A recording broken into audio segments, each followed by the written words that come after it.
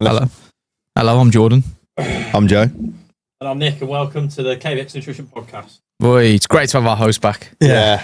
I'm much better now. I'm going to have my tonsils out, I think. But oh, lovely. But here we are. I've survived it. I've come through it. I'm stronger for it. But I guess a bit of an update, because I tuned in last week and you guys chatted shit about me for the first time. So I decided to turn it off. I knew this was coming. I'm not going to watch this. How has your past 2 weeks been? How's the gym going? How's the project going? Have you got any recent updates to share with me and the wonderful viewers? Well, the gym is flying. It's having a really good start to the year, to be fair. Obviously, a couple of things that you guys know about that I can't openly talk about yet, having to sign NDAs and that sort of good stuff, but it's a promising thing for the brand. There's a lot of buzz now. We're getting close to the actual stock coming in next month. Obviously, I've been teasing the clients of the gym a lot.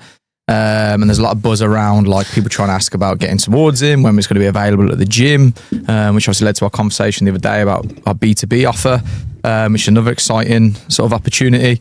But yeah, man, I just feel I think it starts from myself, and from the sort of environment I've been in the gym, there's just a real good buzz and excitement about the product landing. And I remember 2 episodes ago we talked about just how excited I was for me in a selfish way, but actually the people around me are really feeling it.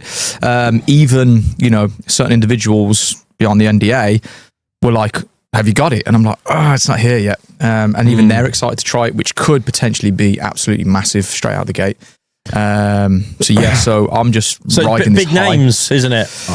Yeah, you haven't told me who it is, but I know that they've got a big following. So huge following. If you're watching this podcast, you've probably seen something that they're in, which is pretty cool. Obviously, need to be careful with what I say. Only for a while, we actually got like a bit of maybe in April I can announce it. Right, okay. So that'd be pretty cool.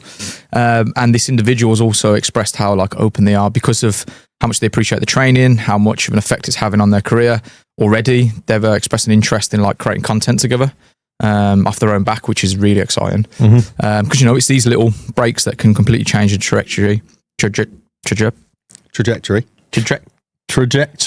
That bit of what you're trying to accomplish. And we know, we live in the attention world where it is all about marketing. It is about these little breaks and these cool little relationships that bloom into having massive impact on what you're trying to do and get more eyes on whatever it is, from services to products. Cool. So you're good. Yeah, I'm buzzing. Don't know about you guys. No, it's good. Joe, how have you been? It's actually something I want to speak to you about, actually. I think a bit of accountability on my side, talking about a bit of a training plan with yourself, I think is something that I'm keen to get into, because for me, I have fallen off the gym in the last 2 weeks. I've just been a bit overloaded with work and struggled to find the time. A lot of travel. I've had some personal events I've been invited to that are really sort of good opportunities. So that's taken a bit of my weekend away as well. But otherwise, I'm good. Fit, healthy. Yeah, everything's progressing in line with what we said in terms of the launch of first week May. I'm good and I'm happy and feeling positive. And I think interestingly, when you were talking last week about how when we speak through updates, you're kind of sat there like, oh my God, all this is going on. It was nice to kind of be on the other end of that there, because I think Nick and I are a bit removed from the gym to some extent. And obviously you're kind of the face of the brand, which is, the way we've kind of positioned it. And, it's nice to hear that those updates from you around people getting excited, people talking about it, people wanting to know when it's coming out, and some of the influencer and partner program seeding is going on. So that's nice to hear from our side as well, which I think just relays back to the fact that we are a great team and we've got a great breadth of skills and experience that can really make this a success. So yeah, I'm feeling good as well. Yeah, I think it's a good point. I'm just thinking about it now. I probably should share a lot more of that sort of stuff and feed it up the chain, as to speak, because in the military, they have a term for that, and it's you have your officers, sitting in the boardroom planning things, but then you have your soldiers who are your boots on the ground and actually see it and mix with the people, get involved. They collect all the information, and the business. Well, if you see if the military as a business, they rely on that information being fed up to the chain to see what's working, what's being said, and it does actually tweak things tactically as well. So thinking about it right now, should definitely probably pass it up a lot more, because I have these great conversations on a day-to-day basis, really. But yeah, and also back to like yourself and personally, you know, I always say to just clients who are busy, you know, as you guys are, if you can't find the time, you have to make the time. And, you know, it does require a certain level of accountability, and it's like, everything's about momentum, isn't it? So like when you sort of fall off a little bit, it gets a little bit harder to like find or create that time. But like you probably found when we were training more regularly together, you feel better in every other endeavor. You know, that energy like leaks into everything that you do. And it must be, you must be aware of it, because for you to bring it up now, you know, shows that there probably is a little bit of a difference in maybe energy levels, commitments, you know, how you feeling mentally. Yeah, 100 push-ups now, please. No. What about you, Nick? Yeah, I'm just pleased I'm not ill anymore. I've got to be honest. Yeah. But you know, I've been in the gym past couple of days, so yeah, not been doing the hardest workouts, but I find that when you go back after being a bit like off it, just going there and starting the routine of being there, even though I probably didn't go to my maximum like 100% or 90%, just going to the gym and actually just doing something, then builds that routine of going, and then I can work on the sort of improvements gradually over time. But even though it is a bit going through the motions, it won't be like that forever, but I've got to go through that motion of going there to start with. So yeah, it's super important. You know, you got to you just got to build that discipline, and it's the act of turning up, and it kind of sets the foundation, the framework to then have better sessions on top of that. But just like your actual muscle in the gym, you have to train that kind of mental muscle to turn up, because it is tough, especially after you've been ill, because you're thinking about how strong you was before, how you looked, how you felt. You got to overcome all those barriers, but it only takes like 2 weeks, and then you're back like you never left. Yeah. Yeah. I think I'm going to do rock up on Saturday. Oh, yeah. Well, my girlfriend did it last week. Yep. And actually got a very good time. And I was like, I don't know if I could beat that time right now. Shout out Rudy with the rock up movement. Yeah. So I think I'm going to go do that and have a go. Because I've never done it. So you're going to be in Birmingham now? Because I know you was travelling. Well, yeah, I might go. It's a matter of going home and seeing my family. But I think because is it Easter on Sunday? Was it the following Sunday? No, first week. No, but my grandma's visiting on the Sunday, so I think I'm going to go on the Sunday, not the Saturday. So I might as well be here for the Saturday. I might join you then. All right, yeah. Okay, cool. Yep. Do that on Saturday. What time did Daniela get? It was like I think it was 5 minutes 27 per kilometre. Not bad, yeah. Which isn't bad. Yeah, she's done it in ages. So yeah. So she'll be watching. 28 minutes soon. Nice. Yeah, that was slow maths then, by the way. Yeah. So anyway, so I'll be doing that. Looking forward to doing that, and I'll probably be doing high rocks on Thursday on the session. So really get into the swing of things. I think the weather helps. 100%. So I'm one of those seasonal affective disorder people that really gets knocked by not having sunlight. So I think just being outside in the weather when it's sunny and everything will really help this year. But yeah, looking forward to doing all that again. Yeah, it's a weird one, isn't it? Because the heat kind of makes running harder because it's hot.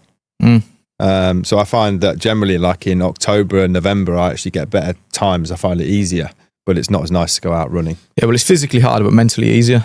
And then when it's cold, it's mentally harder, but physically easier. Yeah, exactly. But, you know, I'd argue that the mental effects outweigh the physical. You know, that's why people run so much in the sun, isn't it? I definitely prefer running in the sun than in the rain. But, you know, the sort of biggest effect that it has is just how it dehydrates you. And if only there was a supplement coming that like hydrated you effectively, so that didn't happen. And made you a little bit mentally stronger. Not that that's an official claim, but and gave you that little bit of an extra edge in your muscles. What would that be like? Yeah. Right, so I'll move on. I got a couple of questions. So George, you've been a PT for a number of years now. Yep. 10. So I'm getting old, man. Yeah. Yeah, you are. What's the main thing that you see when people come in looking to start the gym? I know you do a lot of consultation with people beforehand, but what's the thing that you see in people that succeed compared to people that generally fall off? What's the thing you see in that first consultation? I suppose their sort of initial experience, because you know me, I love to go on like the sort of mindset tangent, and their initial experience of the gym goes a long way. So what I do in consultations is obviously once I've figured out their goals and why they've even booked this consultation with me, I try and figure out what's actually holding them back. And for most people, you can put it down to like 3 things. It's knowledge of what to actually do, because people forget that going to the gym is a skill like anything else. We think just because we got bodies, it kind of fills us with confidence that we can step into a gym and know what we're doing. But it's only when that person actually steps in, they look at all the machines and everybody working out, looking like they know what they're doing, then they almost feel like this spotlight on them, like, oh, I'm out of place here, and everybody can see that I'm out of place. And that obviously has a psychological effect. So like knowledge, accountability, so it's a reason to actually get to the gym. It's like most things in life, people wait till it's broken to really like start trying to fix it. And something happens in their life, their girlfriend dumps them, or I don't know, they get told by the doctor they've got diabetes or something, and that gives them the kick to go. But other than that, people struggle staying accountable. And then, so you got knowledge, you got accountability, and what is the third one? Convenience. So this plays a big part into consistency, so people will like, I don't know, sign up for a gym, but if it's inconvenient, if it's out of their way, they can only hold it for so long. So I think the actual answer is people have whatever motivation to get them into the gym, but then it's actually a bigger task than they realize. And while you're motivated, while something's new and shiny, you think, yeah, I can train every day. And then you do it for 2 weeks, that motivation fades, discipline hasn't had enough time to develop, and then now they're just left thinking, shit, I've got to do this every day. So the biggest sort of success for people who are just starting is to start slow and build up. So I've had like eager clients come in and go, right, I want a nutrition plan. I want to train 3-4 times a week. I want supplements, I want this and that. I say, look, just commit to 2 sessions a week. Let that, because you can do that. Even when the motivation fades, you can still maintain that. But what will happen is you'll naturally make better conscious decisions in other areas of your life. You'll start looking at food a little bit different. You'll start looking at supplementation, your health, decisions you make. Should I stay up late scrolling? Should I go out drinking today? Like those little things will start to happen. And once they embed, rather than your coach telling you can't do them, that's when people actually get real lifestyle change. And then they'll come to me and go, I want to do 3 sessions, 4 sessions. I've been for a run by myself. I've been swimming, etc. And that for me is what helps people have the most success. So building slow and letting it come over time rather than setting a high expectation and then struggling to maintain it. I like that. Baby steps. Get people doing 1 or 2 things and then let it build from there. I think that's good advice. So if you want to make a change, 2 sessions a week. Yep. Start there. Yep. Yeah. But what other actions can people take? So you say their convenience. Is that a matter of perhaps joining a more expensive gym a little bit closer to you, or if it's a lot closer to you, because the action of getting there will never be an excuse type of thing? Yeah, obviously it's dependent on each person's situation, but how I always put it is value is what you get, price is what you pay. And people have this kind of, assumption of you can join Pure Gym for £25 a month, yes, but then no one's like expecting you to be there holding you accountable. So if you don't go or you negotiate yourself out of it, you don't need to go. The level of equipment, if you go in peak times, good luck getting a rack, and that can affect, and all these little decisions can offset your motivation. Because if you really struggle to get yourself to the door, and then you walk in and it's ramming and you don't know what you're doing, all these peak things. times. No, it does. It's absolutely awful. So it's it's the convenience. Whereas if you say for something like my gym, it's a bit more premium. Our minimum membership start at $150, but you've got a coach who's passionate, is intimate. They know you, they know your goals, they know why you're there, they know your self-limiting beliefs. They are expecting you when you come. You don't need to wait for equipment to be free. It's all laid out. It's scheduled by the hour, and it's a lot more practical around your routine. A lot of our customers, they are like busy entrepreneurs. So they do have that disposable income, but they don't have one of the greatest commodities, which is time. So they can effectively book into their diary their time with us, and nothing's going to slip because we sort of handle that back end. So 100%, it's like I can train myself comfortably, but I pay my coaches to PT with me 3 times a week, 2 for boxing, 1 for strength and conditioning. Because even though I know it, having that extra accountability, someone to push me, guide me, see the things that I can't see while I'm personally doing exercise that could tweak it, that's invaluable to me. But I think the problem with these business models where you pay £25 a month for Pure Gym is you get that feeling once you purchase that membership, like, I've taken a step towards it. but then they don't actually go for 3 months. So in the end, you're wasting money. Yeah, I was actually I put think off. I'll go on. The pure gym model actually specifically is built around the stat is mad. It's something like 70% of people not using the gym. Yeah. And that's literally how their model is able to survive, because people just sign up to a membership and don't use it. No, 100%. You know, I used to work at Pure Gym. That's where I started my PT career. And they had 8,500 active memberships. And they banked on For you one not gym. turning up. For one gym. They banked on you not turning up. Could you imagine if 8,500 people turned up to one pure gym? Even if you did that, because obviously it's 24 hours throughout the day, there still wouldn't be enough space. Yeah. So really they're selling it knowing you're not coming and like hoping that you're not coming. That's why, you know, you don't get texts going, oh, you missed the gym today. I mean, they're like, Yeah. oh, thank God. And they don't want to remind you, because then you'll think, shit, I'll cancel it. Yeah, They want it's just, and that's why it's such a low cost, because it's low enough that when you don't utilize it, you think you get maybe you spot it and you go, oh, I'll go next month. And Yeah. you don't, because it's 25 quid or whatever. Whereas with our cost, obviously you notice it, but then you also notice in the mirror as well when things are actually changing, your mental health's improving, your physique's changing, your health's increasing, you know. So I've got another interesting question there, actually, building on that, is when people do first turn up, what's the most common thing they ask for? Like in terms of, you know, is it that I'm looking to lose weight? Is it I'm looking to put muscle on? Is it I'm looking to get shredded? Like what's the most common thing people say? It's a combination of the two. Like most people come in and say, I want to lose fat and build muscle. But what I try and do is dissect it a little bit more. Like one, discovering the kind of why, you know, why it's important to them, because that is like almost like an unlimited source of motivation. But also like I try and get them to attach it to more physical and performance-based goals rather than just like what you see on the scale or what you see in the mirror. You know, I try and encourage them to step out of their comfort zone and maybe try building up to a 5K. If they're already doing it, can we improve that 5K time? Can we improve your bench press, your back squat? Because by having these black and white stats, it's a much clearer metric of progression. Whereas if you just go off, you know, what you see in the mirror, that can fluctuate based on your mood. You know, if you are having a tough day at work or you had an argument with your partner, that can actually filter what you see in the mirror. So you're always subject to your emotion.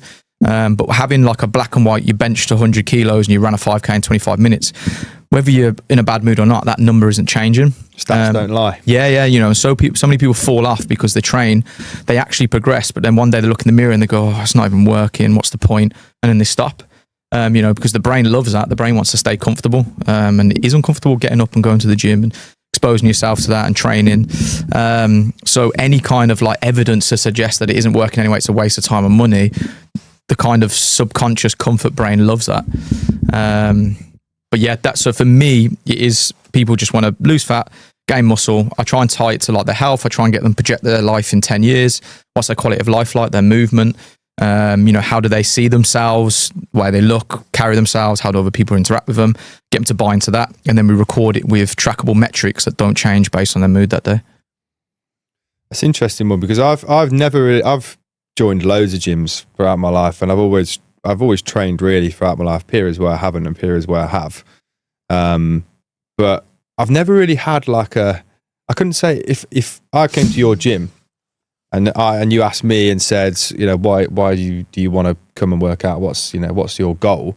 I wouldn't really know what to say. I think for me, I just want to, I guess, feel fitter and healthier. Yeah. It's probably the main thing. And the positive mental effects that come with that, I think, are actually probably the most important things to me. So maybe I've answered my own question. No, but you just did exactly what happens in 80% of my consultations. So that person comes in saying, you know, I want to lose some weight. And I love to get to the bottom of why, because what I mentioned earlier, it's like a real strong source of motivation.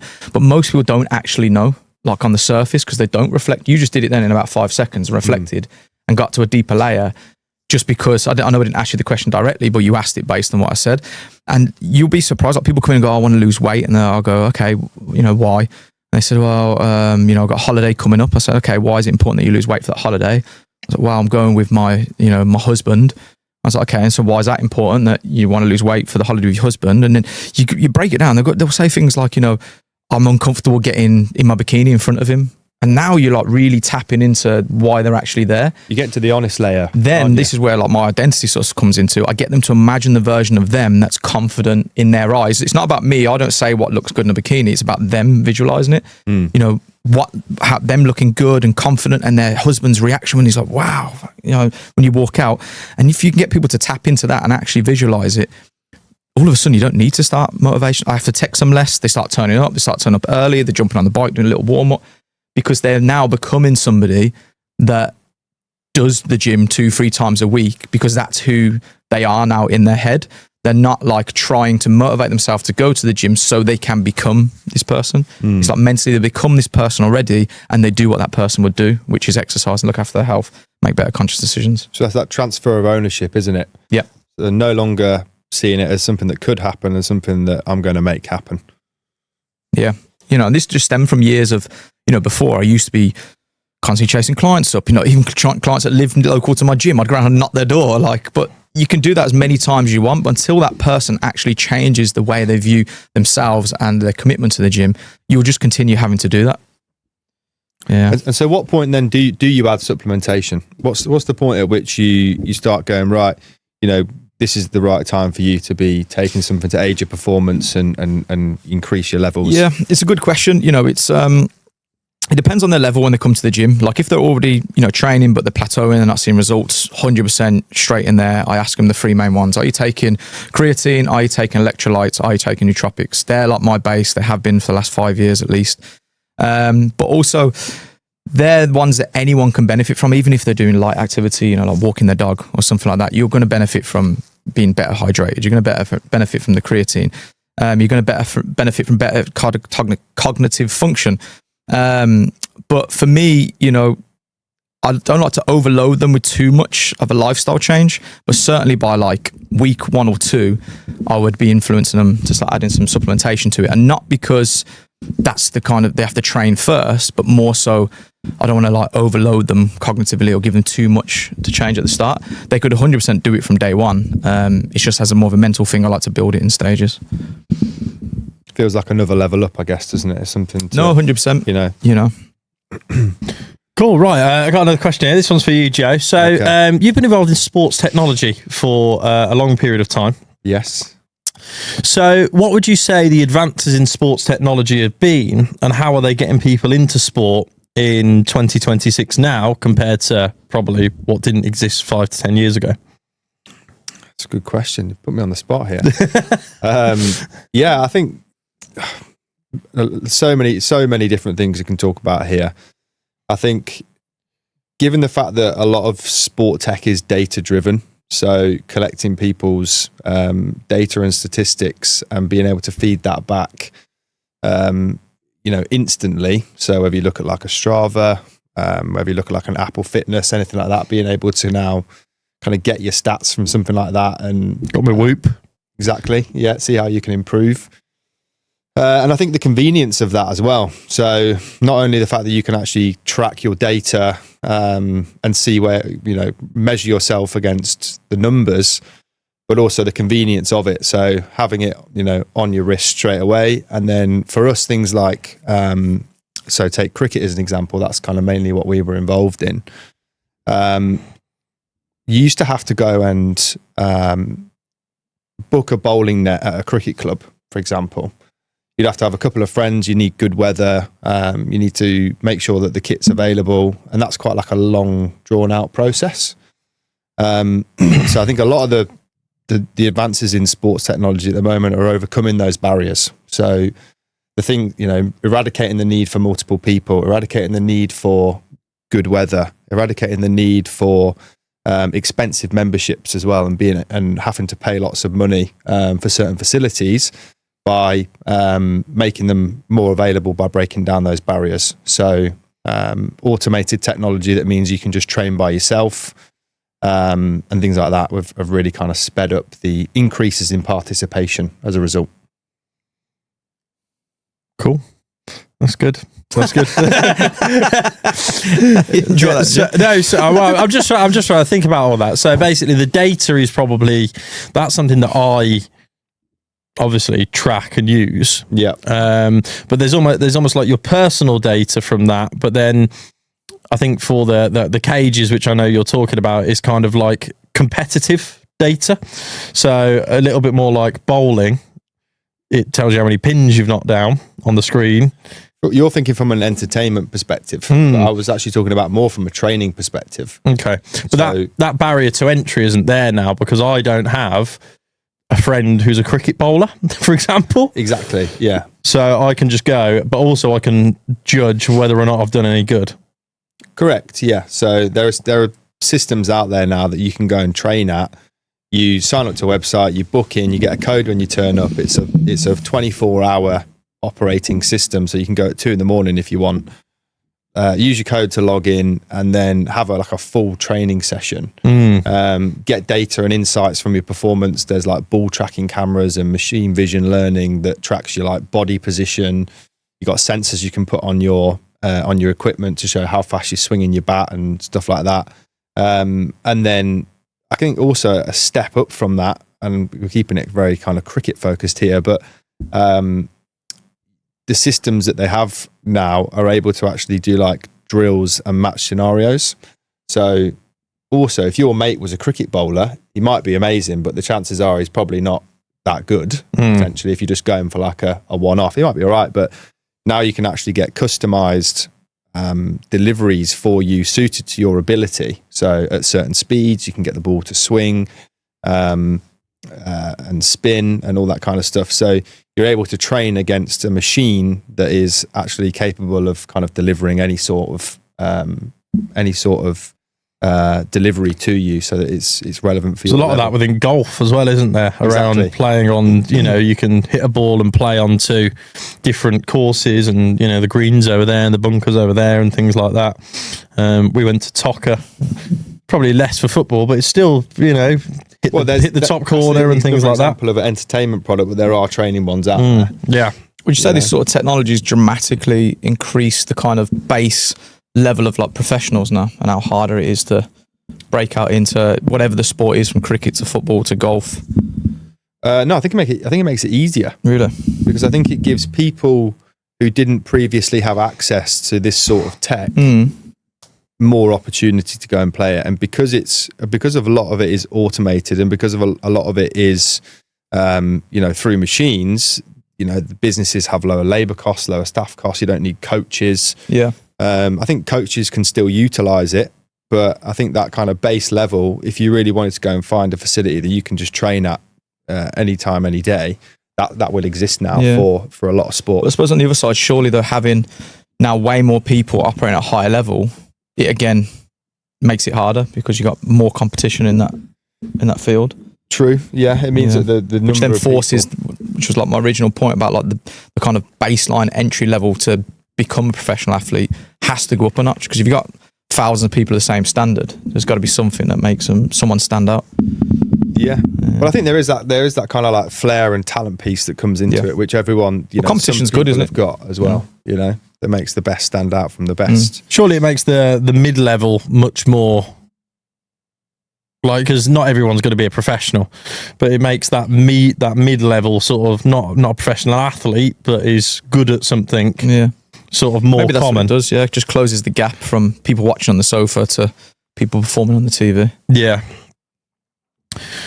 Okay, cool. Moving on to Jordan, got another question for you. So last week, or maybe the week before, you mentioned to me you recently had a consultation with someone who was talking about L-theanine and how it changed their life. Yeah. And now, obviously, we can't tell anyone or a specific person, but I just wondered if you could delve into that a little bit and tell us a little bit more about L-theanine and how they said it changed their life. Yeah. And what kind of like you heard from that, because that is in X-Fuel, which is soon available via KBXnutrition.com. If anyone wants to go claim a free sample, you can do right now. But yeah, if you can just tell us a little bit about L-theanine and how they said that was really beneficial to their life. Yeah. So this is, going back to my original point about being the sort of boots on the ground. I have these sort of conversations on a day-to-day basis, from different ingredients, ones that are in X-Fuel, maybe ones that aren't and can be for future drops. So this sort of like information that I get is invaluable in a way. But yeah, this guy just really surprised me, because obviously when we were going through our sort of testing process and we had an idea of the sort of ingredients we want to put into it and for the causes or the effects we wanted it to have, we went back and forth with like really acclaimed chemists and like exactly what to use, and L-theanine was one of the ones we landed on. But again, like most people watching now, it's not a very well-known ingredient or supplement, and for the effects it has. And it was just really interesting for this guy who came to a consultation. He has a corporate job and he's quite high up, but he also struggles with ADHD. So he's like just took it upon himself in his personal life to like try all these different things. And I was actually talking about citicoline and how it's helped me. And then he was like, "Oh, have you heard of L-theanine?" And I was like, "I have actually. Yeah, it's in the supplement that we got coming out." And then he was just talking about how that has helped him with his focus at work, with his brain fog. He says he's like started outperforming like his peers and stuff at work, and he like swears by it. And you know, ever since he's discovered it, hasn't stopped taking it. Which then just fills me with even more confidence that like these conversations that we're having with these chemists and these products that we're trying and the product that we got coming is like really going to hit the mark and potentially just change the whole way supplementation is seen and taken. Not just from a hydration point or just a gym point, but what this is doing for people's personal lives, at work, because that was a big thing for me. The whole reason I take nootropics for my cognitive function is because, what about the other 23 hours of life after or before the gym? And that is definitely one of the ingredients that's in there that's going to have a massive impact on that. Cool. Nice. Right. Joe, I got a question for you. Yeah, sure. Cool. So we are a nutrition brand, but I think probably you are one of the healthiest diet people I know.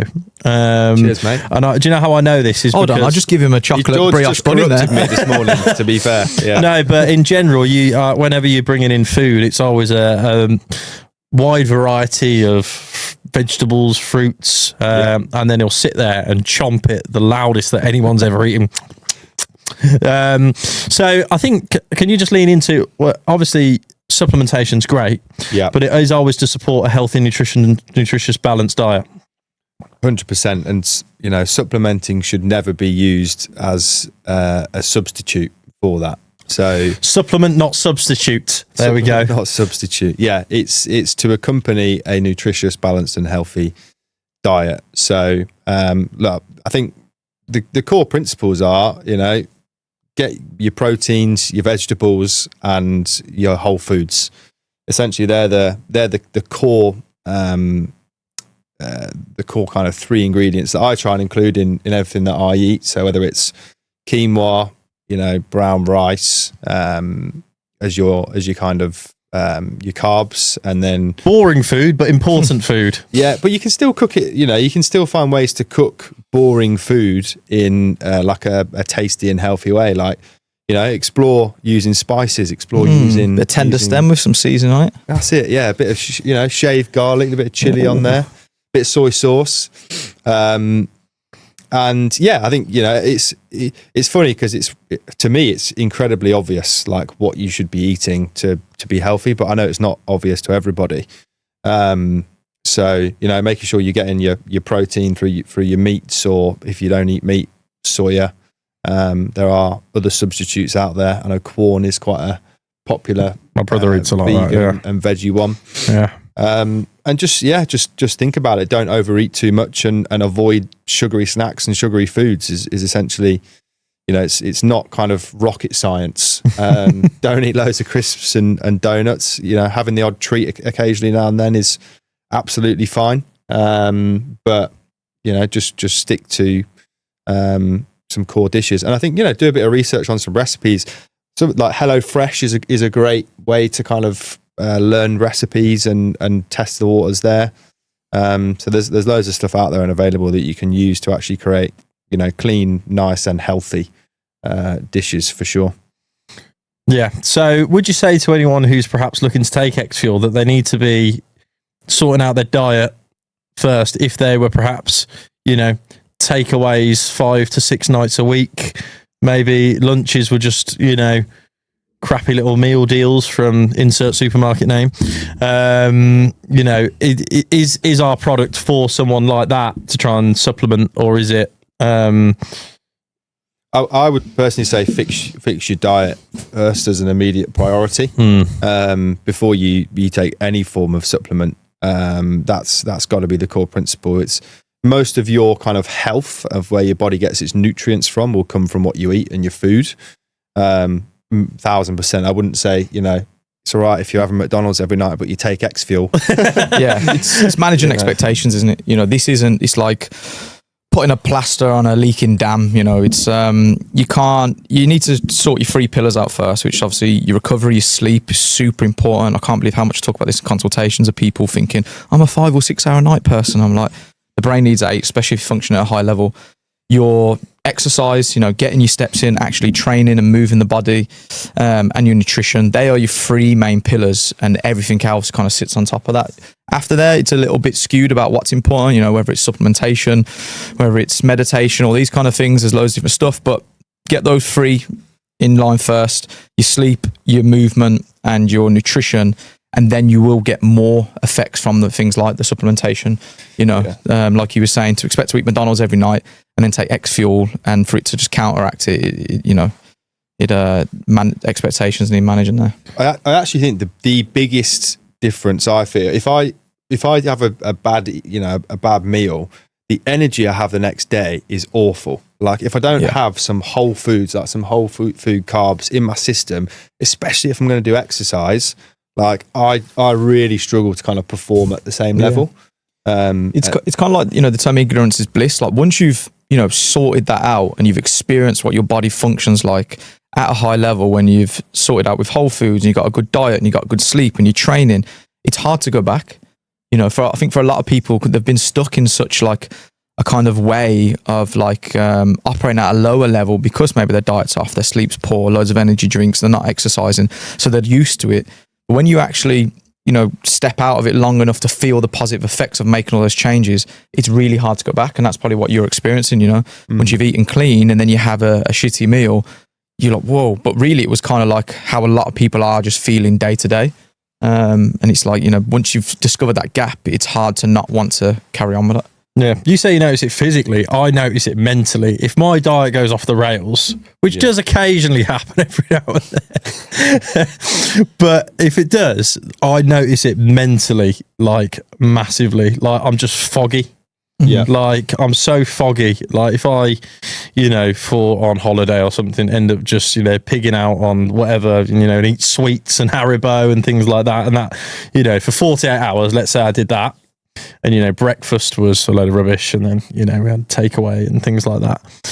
I do just notice it mentally. And then funny enough, then the motivation then is actually harder to come back to because your brain's like, oh, that's hard. But actually, so like keeping the consistency with it, I think is important as well. Because, when you can spiral a bit out of control, and I think it's don't let yourself get to that level is certainly that's what I've found is you need to, once you've done eating the one rubbish thing, get back to having the good stuff, because otherwise you do just spiral down in this negative. Dopamine, sugary foods are one of the things that spike dopamine. So I've recently learnt this from my book, The Dose Effect. But essentially it defines addiction as the progressive narrowing of things that bring you pleasure. So every time you have some sugary food, it spikes your dopamine. And what that does continuously over time, if you keep doing it, is raise your base level of dopamine. So if you continuously eat sugary foods, that level continuously rises. So you have to kind of eat more and more and more to kind of get the same, that feeling of positive effect you get from the dopamine. And eventually, over time, if you keep doing that and doing that and doing that, you become addicted to sugary foods, and therefore, which I think a lot of people are, and probably undiagnosed addicts. I would 100% agree with that. Actually. Yeah, I think there's a lot of people out there, sugary foods and sugary drinks. Yeah, is I'm a big proponent of water because I drink a lot of water, but my God, there's some people out there that never drink a drop of water and only have sugary drinks. Yeah, I think that's right. Actually, undiagnosed is probably huge. It goes hand in hand, doesn't it? Like people who struggle because they're addicted to sugary drinks because the dopamine aspect of it goes same into people who struggle scrolling and people who struggle doing all the other things that boost your dopamine, like, I don't know, shopping online, watching pornography, gambling, all these things spike it. But the way I like to look at it as well is it all comes down to, so that sort of haziness that you feel after, or the way choices are harder to feel after, is down to like your willpower level. And one thing I read from one of my books recently is like the most successful people in the world don't just have inhumane levels of willpower, because it isn't just like a gift or a talent. It's actually a finite resource that we have, and it helps us make those tough decisions, and it closes the gap from when we decide to do a hard thing and when we actually do it. But if the successful people, they kind of orchestrate their life so their willpower isn't tested. They don't have the sugary foods in the cupboard, so then they don't have to battle themselves whether to eat it or not. They don't have that negotiation in the morning of snoozing their alarm. They put their phone in another room, so they have to get out of bed.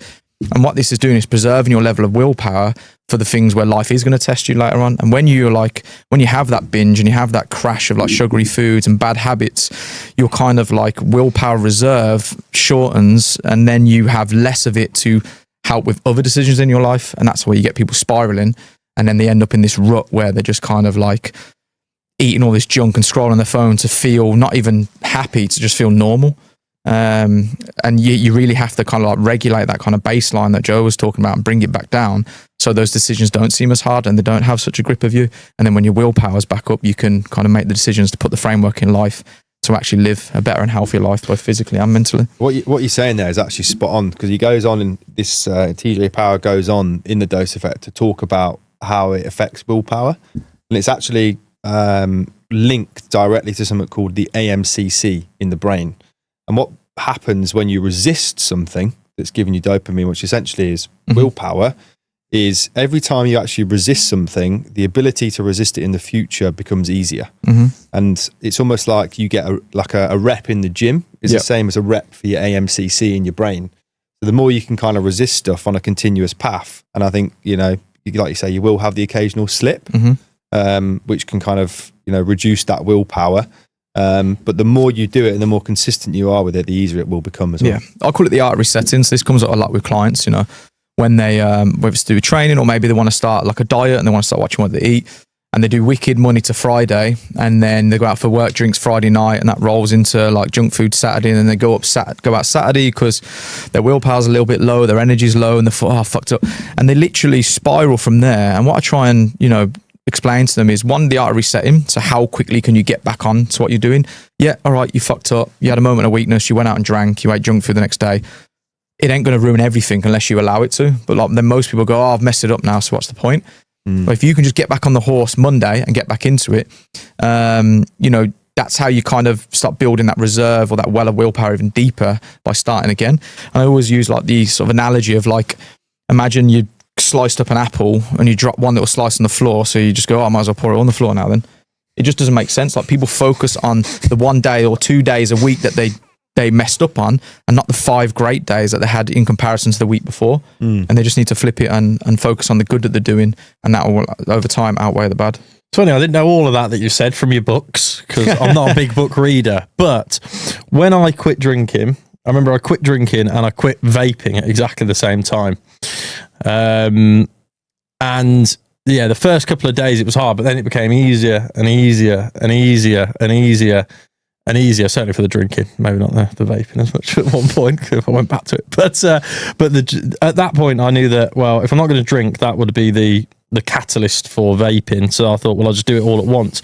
But that was the time when I actually felt internally, mentally, everything, the strongest that I've ever felt in my life was when I quit the things I knew were bad for me. But it was hard, but also I knew it would be good for me, if you get what I mean. And that willpower decision, once you actually get over probably a week or a month or everything, it actually becomes a hell of a lot easier.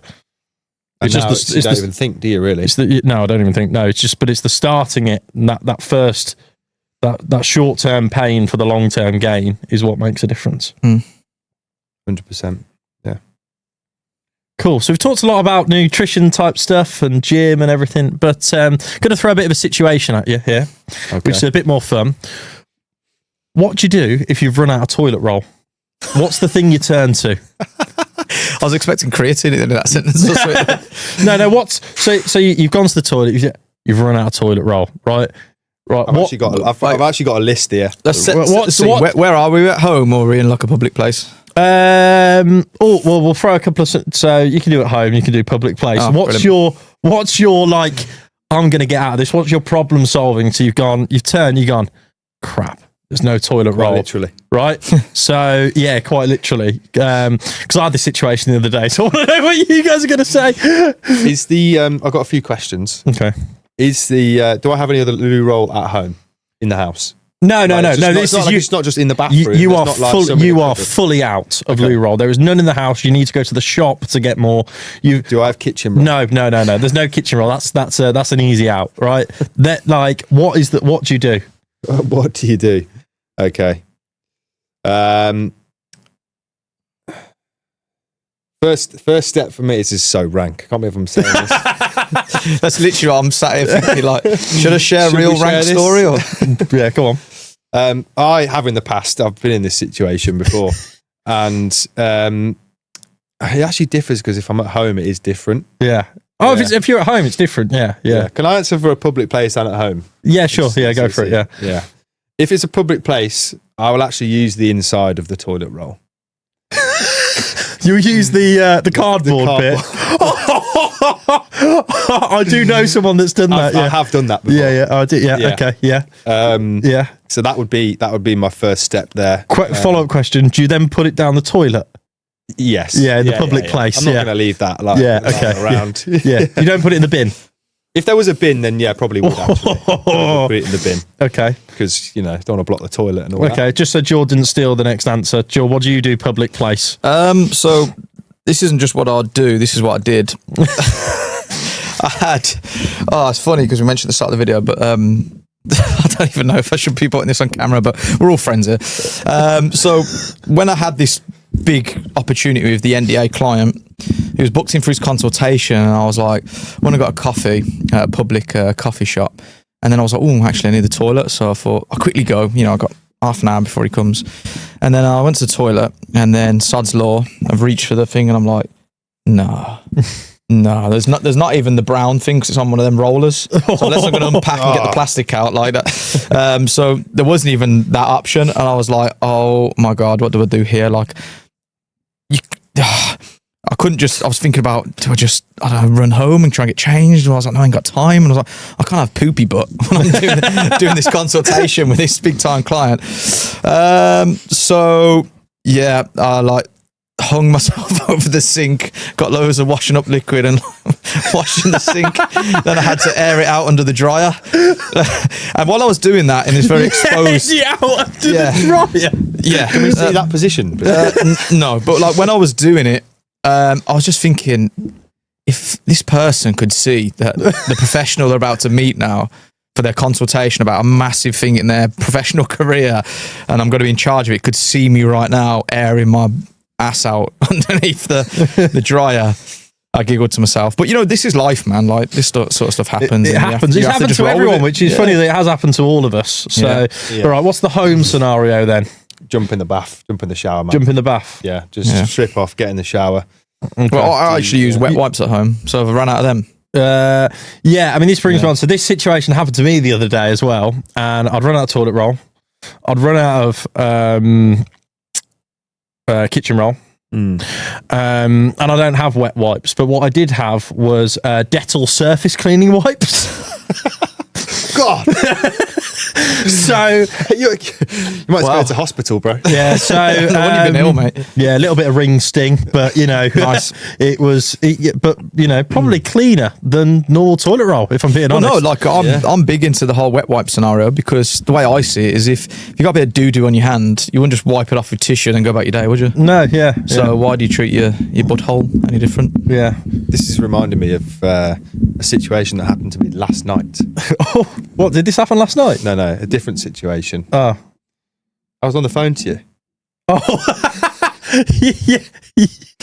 So I was at the Arsenal It was so game last funny, night. and you were so annoyed, but I couldn't help but laugh. I was at the Emirates match last night, and on the way home, I was on the phone to Nick. Had my AirPods in, waiting at a bus stop, and pulled my earphone out my ear, dropped it, and it dropped on the side of the road, rolled about 1.5 meters into a pile of sick. Human sick. Wow. Human sick. Yeah. It was, it's a 20 quid set of earbuds, and I've actually not thrown them away. I've given it a wash and it's back in my ear. Give it like a family member. Oh, I got you a gift. Yeah, so that wasn't very pleasant. But, yeah, I think there's situations that have happened to us all at some point, aren't they? Yeah, I think my public situation is I think a sock. A sock. Yeah, I was thinking that sock. stage 2. Yeah. I wouldn't put it back on. I'd like to make that clear. Yeah. What would you do with it? Huh? What would you do with it? You put it in the bin or leave it by the side or whatever. Like it's pretty horrible. I don't want to be out there being that guy that leaves shitty socks in the toilet for the person to clean up. But also, if you are in that situation, it's if it was like a brown sock, you could leave it on. You got to do your due diligence, haven't you? You got to just check every time. You just turn it inside out. I'm not sure. You can't flush wet wipes though, can you? You can. The toilet ones, wet wipes, they're flushable. Flushable, yeah. Fair enough. I still don't think you're meant to, but Yeah. No, this is they're specifically designed. They're like breakaway or something. Like that. It's the perks of having an Arabic girlfriend. It changed my life. Yeah. I have a squeaky clean bum at all times. I have the cleanest bum sat on this sofa. Oh yeah. Well, that sofa. I'm glad I asked this question because I feel because although it is like a real human experience, we all go through those things. Most people don't document it and post it online, so no, it is what it is. But I bet most people out there have been through that situation. Yeah, 100%. 100%. Cool. So, what's the one thing people can do at the moment then that'll make the biggest change in their life? Oof. I think it's really simple. I think eat clean, get your nutrition on board, and start hitting the gym twice a week. I'm going to go slightly different. I'm going to say to not check their phone for the first hour of the day. Massive compounding effect on your thoughts. It gives your brain chance to like actually think its own thoughts rather than being programmed with whatever you see on your phone, from messages to social media to news. And for me, that has had the biggest effect on like my mental health, my ability to function at work, the ideas and creativity I've had, how my career's picked up, and just from being intentional in my thoughts in the morning sort of sets the tone for the whole day. Nothing worse you can give your brain than a dopamine spike, and then it spends the rest of the day trying to reach that level again and satisfy you. And that's why you're struggling when you're at your desk and you're just like, oh man. So, yeah. What about if you are working on your phone? So you're not like scrolling, you're not doing anything like that. Get up an hour earlier and don't go on your phone. Okay. Like I would literally adjust what I have done. That's exactly what I've done because a lot of my work is on my phone. I run a gym. I have staff that start from like 6:30 in the morning. They text me stuff about, but what I'll do is I'll get up, check notifications, just quickly see if there's anything, alarming that obviously needs my attention. And then it goes away for an hour. And then I just do my morning routine. But I get up earlier than I have to for that reason, because it's just about giving your brain that little bit of breathing space before the world just gets a hold of it. Yeah, I think day in, day out does make sense. For my situation this morning, I was up at 5 a.m. And I got the train from London to Birmingham. Yep. And I had a really productive morning on my phone the whole way.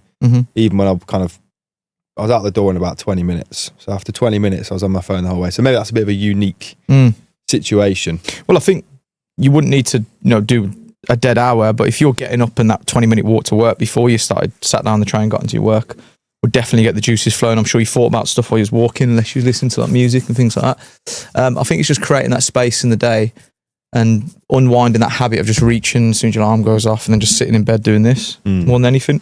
That is a unique case. I've woke up sometimes, I'm like, shit, I've really got to do this, and that goes out the window. But as a day-to-day practice, not reaching for your phone, especially if it's for leisure purposes, will absolutely, I'll go as bold as saying change your life. Nick, it's one thing. Plan your week. So weeks which I plan on a Sunday evening, where you guys know that I'm like, oh, who's free at this time? And thought not for the week. Weeks I where never get asked that, by the way. So Huh? I never get asked that. You literally got asked it this week, tomorrow.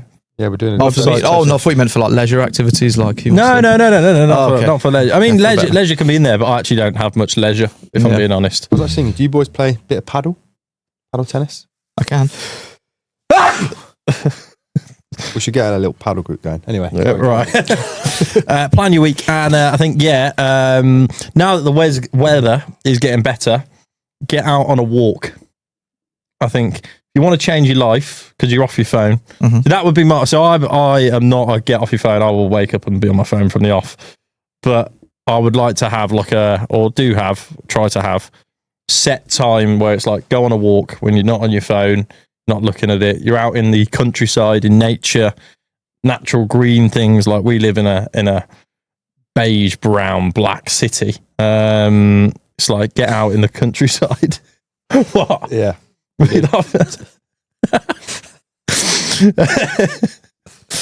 but you know what I mean. Like it's like the whole concrete jungle. The whole aesthetic is just Yeah.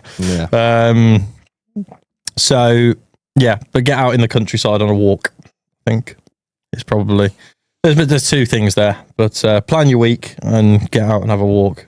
So if you wake up, don't go on your phone. Get out for a walk early in the morning, get some sunshine, eat healthily, and hit the gym twice a week. You will change your life.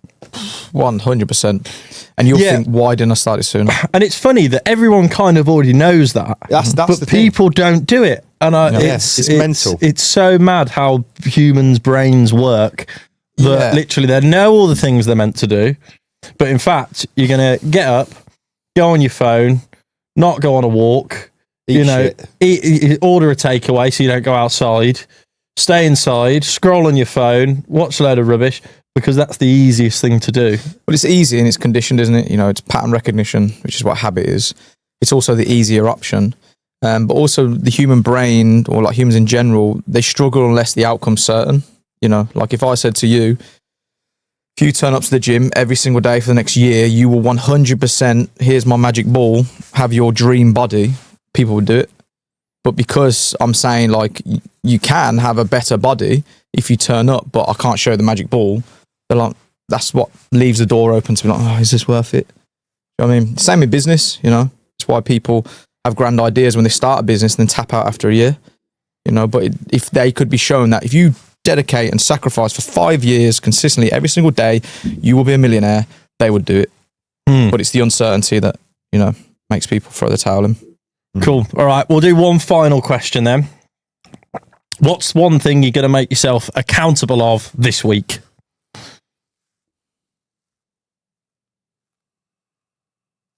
Mine is editing time. So I'm recording lots of content, which is kind of in my head making me feel like, oh, all right, I've got the content, but I'm not adequately planning when I'm going to edit that content, which is obviously like a massive part of not just this business, but mine and my personal brand. So yeah, I'm going to plan times of my week, 2 more times of my week that is just dedicated to editing. Okay. So is that doing the editing? Plan it and do it. Is it plan it and do it? Or just plan it? Or just yeah, plan like it? if it goes in my diary, it's getting done. Okay. The issue is in life, if it doesn't go in my diary, I don't think about it. So do the editing. Yeah. Okay. Cool. Yeah. Mine is I am going to hit the gym 3 times this week. Absolutely no questions. Starting straight after this? Starting straight after this. Yeah. Good, man. And if not, you boys can give me any punishment next week if I haven't done it. Yeah. Anything, You left a blank check there, mate. anything at all. Well, because I'm going to do it. No, I know what I'd do. You have to wipe your bum with a loo roll brown thing for the next week. No toilet roll. That would be rough. Nick? Oh, what's my accountability thing this week? I asked this question. I didn't have one plan for myself here. Now's the time. Yeah, well, I think I've already said it. I will do high rocks and the rock up. So that'll be about 10k worth of distance covered. So I think distance covered this week is 10k or more. And if I don't hit that, then yeah, I'll wipe my bum with a cardboard loo roll for the rest of the week. That's the punishment. I hope you both hit your targets, because I don't want to be around you wiping your bum with cardboard, socks and the rest of it. If we clip that now, it's going to sound so weird. Next week's podcast could be very difficult. I know, we're going to be sat here. I've got my own sofa over here. Cool. Right. Well, thanks for tuning in. Thanks for watching. Thank you to you guys for being here. This has been the KBX Nutrition Podcast, and we'll see you next week. Like, share, subscribe. Yeah. Yeah. Thanks for watching.